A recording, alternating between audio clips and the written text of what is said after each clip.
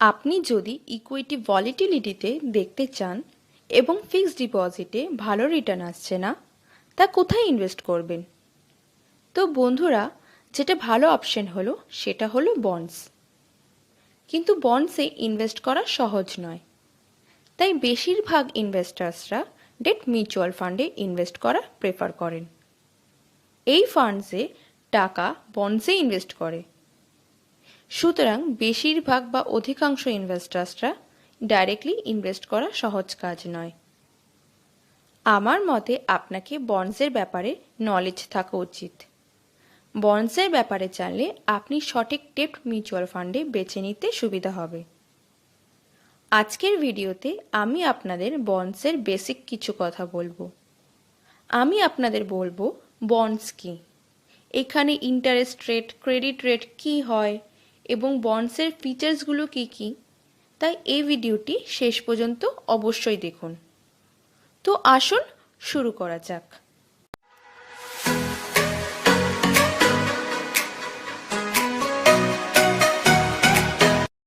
Bonds কি? ধরা যাক একটি কোম্পানি আছে যেটার নাম XYZ লিমিটেড। এই XYZ লিমিটেডের বিজনেস বাড়ানোর জন্য একটি ফ্যাক্টরি করতে চায়, যার জন্য তাদের প্রয়োজন বা লাগবে 100 কোটি টাকা। এই 100 কোটি টাকা জোগাড় করার জন্য XYZ লিমিটেডের কাছে দুটি অপশন আছে। একটি হলো আপনি আপনার কোম্পানির কিছু অংশ আপনি শেয়ার বিক্রি করতে পারবেন in the form of shares. এই শেয়ারসে আপনি প্রাইভেট ইনভেস্টার্সদের কাছেও বিক্রি করা যেতে পারে, অথবা প্রাইমারি মার্কেটে IPOs হিসাবেও দেওয়া যেতে পারে। কিন্তু এর ফলে ওনার্সদের ওনারশিপ কমে যায় এবং এই কারণে এই অপশনটি প্রেফার্ড নয়। দ্বিতীয় অপশন হলো আপনি বা আমি যেমন কার লোন বা এডুকেশন লোন নিয়ে থাকি, তো XYZ লিমিটেড সিদ্ধান্ত নেয় বা ঠিক করেন যে তাদের প্রয়োজনীয় টাকা লোনের মাধ্যমে নেবে। একটি অপশন হলো ব্যাংকের কাছে যাওয়া, না হলে আরেকটি অপশন হলো ডাইরেক্টলি ইনভেস্টার্সদের কাছ থেকেও টাকা লোন নেওয়া যায়।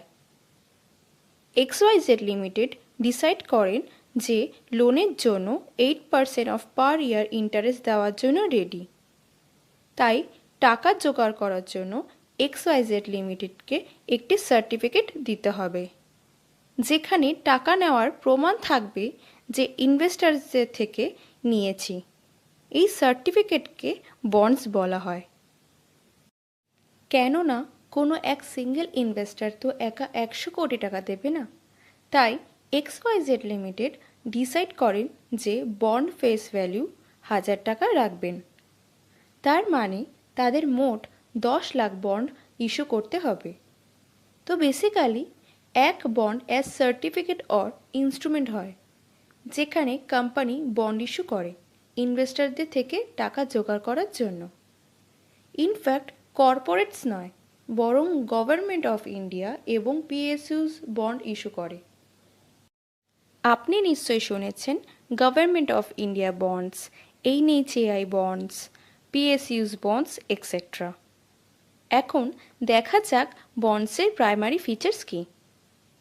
ধরে নিন XYZ লিমিটেডের টাকা 5 বছরের জন্য নিয়ে নিলাম, আর যেমন আমি আগেই বলেছি যে 8% পার ইয়ার ইন্টারেস্ট দিতে রেডি আছে। সুতরাং এই বন্ডসের 3টি ইম্পর্টেন্ট ফিচার্স আছে। প্রথমটি হলো ফেস ভ্যালু। ফেস ভ্যালু মানে হচ্ছে একটি বন্ডস বা একটি সার্টিফিকেট এর বিপরীতে সরকারি বা বেসরকারি কোম্পানি যেই টাকাটি নেয়।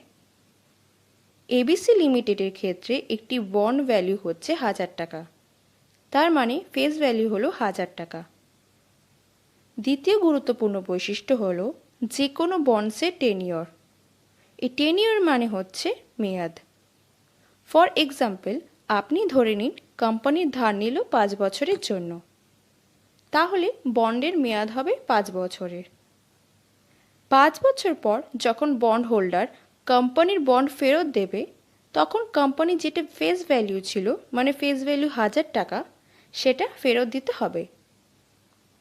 তৃতীয় গুরুত্বপূর্ণ বৈশিষ্ট্য হলো যে কোনো বন্ডের ইন্টারেস্ট রেট এবং কুপন রেট হয়। এটি সেই রেট যা কোম্পানির বন্ড হোল্ডার এবং নিয়মিত বিরতিতে অর্থ প্রদানের প্রতিশ্রুতি দেয়। XYZ লিমিটেডের ক্ষেত্রে ইন্টারেস্ট রেট 8% বছরে। প্রতি বছরের শেষে XYZ লিমিটেডের প্রত্যেক বন্ড হোল্ডারকে 80 টাকা দেবে। তার মানে 8% অফ 1000 রুপিস 80 রুপিস। এখন যেহেতু আমরা বুঝতে পেরেছি বন্ড কি আর বৈশিষ্ট্য কি মানে ফিচার্স কি, তাহলে দুটি প্রশ্ন মনে আসে। প্রথমত, যখন আমরা জানি যে আমরা বন্ডসের থেকে কত টাকা কখন কখন আসতে পারে, তাহলে বন্ডসের ভ্যালু মার্কেট উপর নিচ কেন হয় এবং অন্যান্য বিভিন্ন কোম্পানিজের একই মেয়াদ থাকলেও আলাদা আলাদা ইন্টারেস্ট কেন অফার করে ইনভেস্টার্সদের থেকে। তো চলুন দুটি প্রশ্নের এক এক করে উত্তর দিই। প্রথমে কথা বলা যাক, যদি সেম সময়ের জন্য দুটি কোম্পানিজের টাকা বাড়ানো হয় তাহলে সুদের হার মানে ইন্টারেস্ট আলাদা কেন হয়। এর প্রধান কারণ হলো ক্রেডিট রিস্ক। কাউকে টাকা ধার দেওয়ার সময় আমাদের সবচেয়ে চিন্তা হলো আমরা এই টাকাটি ফেরত পাবো কিনা। একইভাবে কোনো ইনভেস্টার্স কোনো কোম্পানি বা গভর্নমেন্টে দেওয়ার আগে আমরা ভেবে দেখি যে এই টাকাটি নিরাপদ বা সেফ আছে কিনা। এইভাবেই তো নয় যে কোনো কোম্পানিজ ডিফল্টে হয়ে যাবে, আর এটি অনুমান করা ইনভেস্টার্সদের জন্য খুবই কঠিন। এই প্রবলেমের একটি উপায় আছে, যা হলো ক্রেডিট রেটিং এজেন্সিজ, যেমন ফিচ, S&P, মুডিজ। এই এজেন্সিজ বন্ডের ইস্যু করার ইনস্টিটিউটগুলির ওপর ভালোভাবে গবেষণা করে, মানে রিসার্চ করে, আর বন্ডের আলাদা আলাদাও রেটিংও দেয়। এই রেটিং বন্ডের ঝুঁকির কারণগুলোও বলে। উদাহরণস্বরূপ, যদি S&P AAA রেটিং দেয় তাহলে এটি সবচেয়ে নিরাপদ বলে বিবেচিত হয়। এর নিচে আরও অনেক রেটিং হয়, যেমন AAA, A, BBB, BB, B, C এবং D। ডিকে সর্বনিম্ন হিসাবে বিবেচনা করা হয়। এটি ডিফল্ট রেটিং হিসাবেও পরিচিত। তাহলে কথা হচ্ছে যে যত রেটিং ভালো হবে ইনভেস্টার্সরা চাইবেন কোম্পানিকে তত টাকা দেবেন বা ভাববেন। তাই এই কারণে ইন্টারেস্ট রেট কম হয়।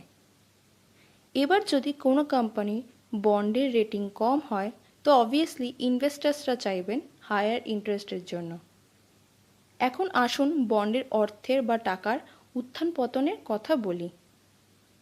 অনেকগুলো কারণ রয়েছে যার কারণে ভলাটিলিটি হয়ে যায় বন্ডের দামে, কিন্তু দুটি প্রধান কারণ আছে।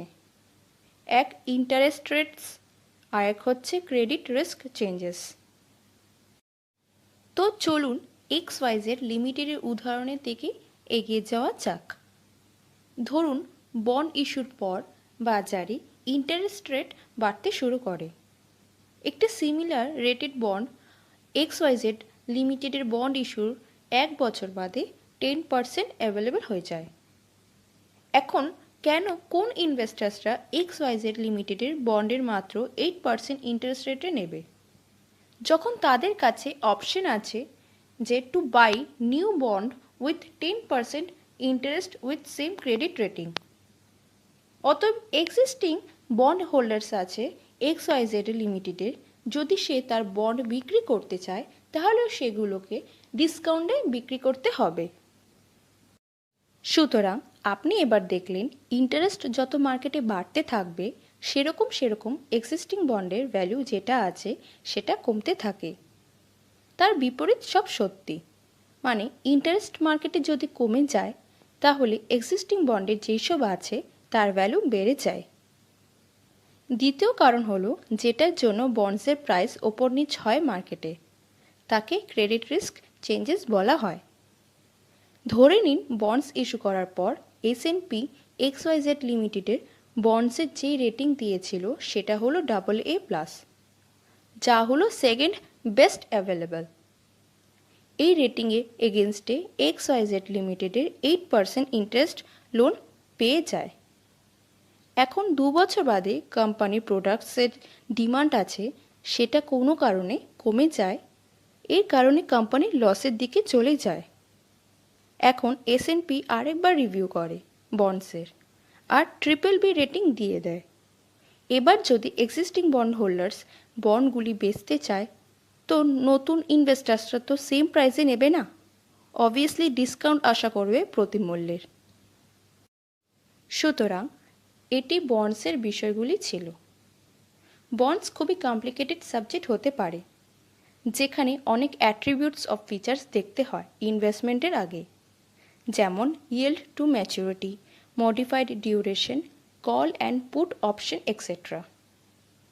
সেই জন্য আমার ইনভেস্টরদের জন্য রেকমেন্ডস হলো, যদি আপনারা ইনভেস্ট করতে চান বন্ডসে, তো ডেফিনেটলি ডেপ্ট মিউচুয়াল ফান্ডের থ্রুতে করবেন। এই ফান্ডস প্রফেশনালি ম্যানেজ করে। আপনি যদি ডেপ্ট মিউচুয়াল ফান্ডে ইনভেস্ট করতে চান, তাহলে আপনারা আমাদের এক্সপার্টদের সাথে কন্ট্যাক্ট করুন। হোয়াটসঅ্যাপ নাম্বার হলো 9123009565। তো আপনাদের যদি বন্ডসের ব্যাপারে কিছু কোশ্চেন বা ফাইন্যান্স রিলেটেড কোশ্চেন আস্ক করতে চান, তাহলে কমেন্ট সেকশনে জানাবেন। আশা করি আপনার ভিডিওটি ভালো লেগেছে। ধন্যবাদ।